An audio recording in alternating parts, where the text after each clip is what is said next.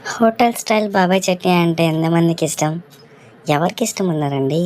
So అందుకే మనం ఇవాళ రెసిపీ హోటల్ స్టైల్ బాబాయ్ చట్నీ. వేరుశనగలని అంటే పల్లీల్ని సో ఇలా సిమ్లో తక్కువ ఫ్లేమ్లో ఇలా స్లోగా వేపుకోవాలి.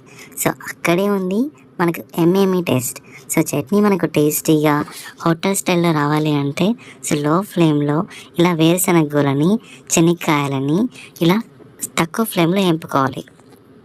సో 2 పచ్చిమిరపకాయలు, సో కాసింత చింతపండు, సో ఇక్కడే ఉందండి సీక్రెట్, సో వెల్లుల్లి, సో అలాగే కల్లుప్పు.